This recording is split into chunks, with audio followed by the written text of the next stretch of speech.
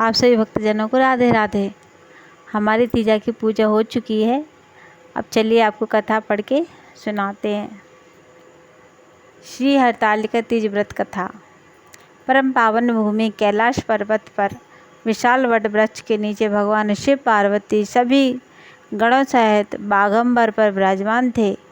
बलवान वीरभद्र, भृंगी, श्रृंगी, नंदी आदि अपने पैरों पर सदाशिव जी के दरबार पर शोभा बढ़ा रहे थे। गंधर्व के नर ऋषिगण हर भगवान विधिवत छंदों में स्तुति गान कर रहे थे, वाद्य यंत्र में संलग्न थे। उसी शुभ अवसर पर माता पार्वती जी ने भगवान शिव से दोनों हाथ जोड़कर प्रश्न किया कि हे महेश्वर, मेरे बड़े सौभाग्य हैं कि मैं आप सरीखे अर्धांगी पति का वरण किया। क्या मैं जान सकती हूँ कि मैंने वह कौन सा पुण्य किया है? आप अंतर्यामी हैं, यह मुझ दासी को बताने की कृपा करें। तब माता पार्वती जी की ऐसी प्रार्थना को सुनकर शिव जी बोले कि हे वरानने, तुमने अति उत्तम पुण्य का संग्रह किया है, जो अति गुप्त व्रत है। यह गुप्त व्रत तुमको मैं सुनाता हूँ। यह स्त्री जाति के लिए लाभकारी होगा। यह व्रत भाद्र पक्ष मास के शुक्ल पक्ष की तीज का व्रत हरतालिका तीज के नाम से प्रसिद्ध है। यह व्रत जैसे तारागणों में चंद्रमा, नवग्रहों में सूर्य, वर्णों में ब्राह्मण, देवताओं में गंगा, पुराणों में महाभारत, वेदों में सोम, इंद्रियों में मन, ऐसा यह व्रत श्रेष्ठ है। जो तीज हस्त्र नक्षत्र युक्त पड़े वह और भी महान पुण्यदायी होती है। ऐसा सुनकर श्री पार्वती जी ने कहा, हे महेश्वर, मैंने और कैसे यह हरतालिका तीज का व्रत किया, विस्तार के साथ श्रवण करने की इच्छा है। इतना सुन भगवान शंकर जी बोले कि हे उमा, भारतवर्ष के उत्तर में यह हिमाचल पर्वत श्रेष्ठ है, जिसके राजा का नाम हिमाचल था। वह तुम भाग्यवती रानी मैना के गर्भ से पैदा हुई। तुमने बाल्यकाल से ही मेरी आराधना करना आरंभ कर दिया था। उस उम्र में बढ़ने पर तुमने हिमाचल की दुर्गम गुफाओं में जाकर सहेली सहित मुझे पाने हेतु तप किया। तुमने ग्रीष्म ऋतु में बाहर चट्टानों पर आसन लगाकर तप किया। वर्षा में ऋतु में पानी में तप किया। हिम ऋतु में पानी में खड़े होकर तप किया और अपने ध्यान में संलग्न रही। इस प्रकार 6 ऋतुओं में तपस्या करने पर भी जब मेरे दर्शन न मिले, तब तुमने ऊर्ध्व मुख होकर केवल वायु का सेवन किया। फिर वृक्षों के सूखे पत्ते खाकर शरीर को क्षीण किया।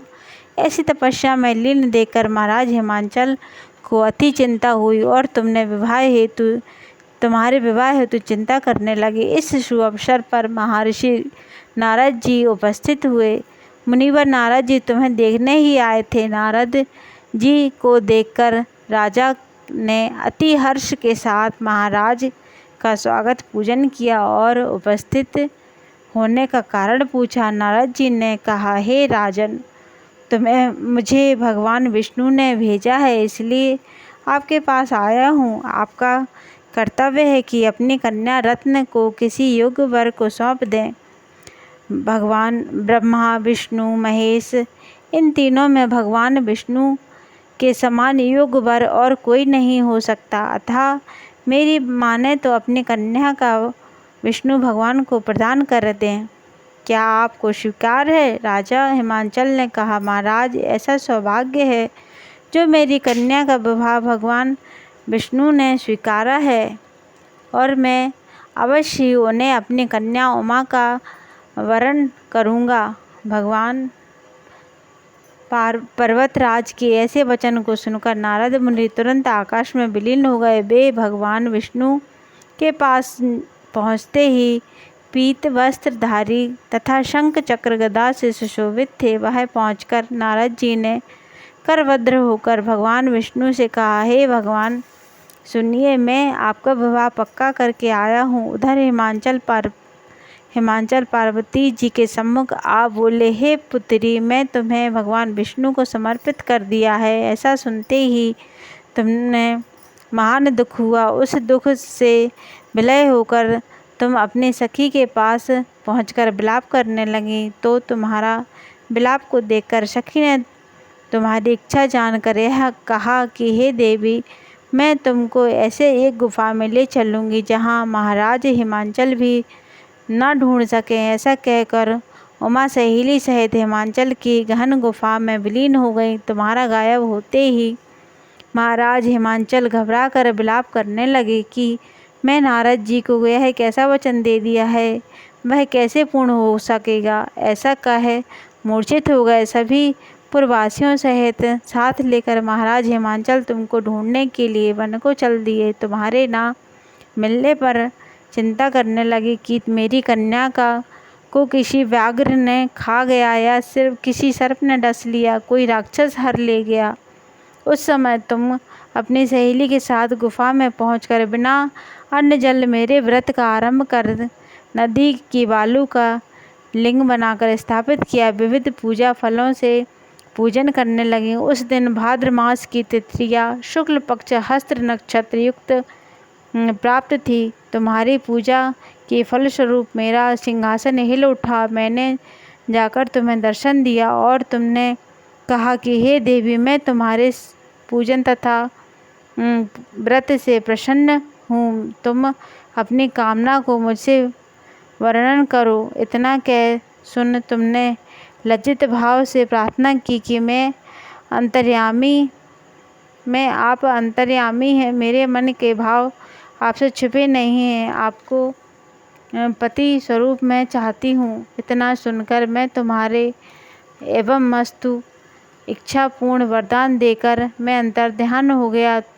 इसके बाद तुम्हारे पिता हिमांचल मंत्रियों सहित ढूंढने नदी तट पर मूर्छित होकर गिर पड़े। उस समय तुम सहेली सहित मेरे बालू की मंत्रीगण यह हिमांचल के तुम्हारे दर्शन कर अति प्रसन्न को प्राप्त हुए और तुमने लिपट लिपट कर रोने लगे और बोले, उमा, तुम इस भयंकर वन में कैसे चली आई, जो अति भयानक है, जहाँ सिंह, व्याघ्र, जहरीले भयंकर सर्पों का निवास है, यहाँ मनुष्य के प्राण संकट में हो सकते हैं। इससे पुत्री, इस भयंकर वन को त्याग कर अपने गृह को प्रस्थान करो।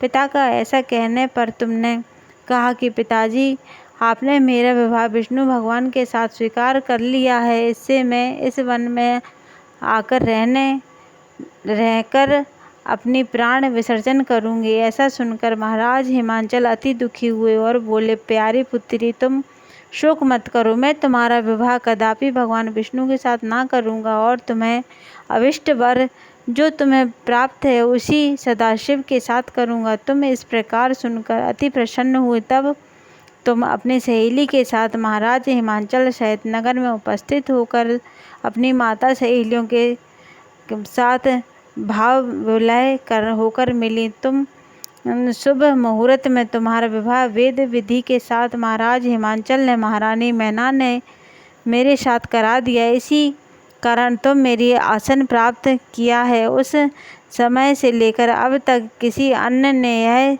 सम्मुख इस व्रत के विषय में कहने का और अवसर नहीं मिला है। हे देवी, मैं तुमको यह वृत्तांत सुनाता हूँ। इस व्रत को हरतालिका तीज के नाम से कहा जाता है। पार्वती जी बोली, हे प्रभु, आपने नाम तो बताया, किंतु इस व्रत की विधि भी बताइए। इस व्रत को करने का क्या नियम है, पुण्य क्या मिलता है, क्या फल मिलता है तथा कौन सा इस व्रत को कर सकता है। तब श्री भगवान विष्णु बोले, हे प्रिय नारी जाति, इस के हितार्थ में उत्तम व्रत के कहता हूँ।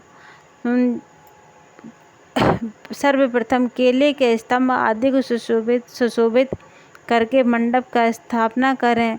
तदंतर उसके विभिन्न रंगों से रेशमी वस्त्रों से चंदोबा से सुसज्जित कर चंदन आदि सुगंधित द्रव्यों से उस मंडप को लीपें।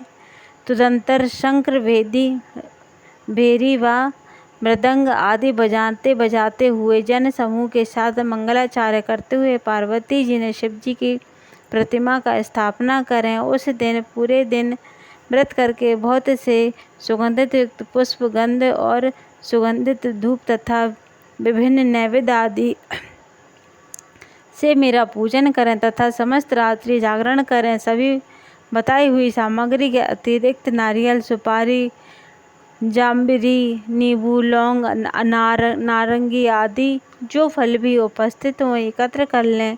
उस ऋतु में जब भी फल फूल हों उन्हें खासतौर से रखें। तदंतर धूप आदि दीप से सुसज्जित निम्न मंत्रों से उच्चारण करके आराधना करें।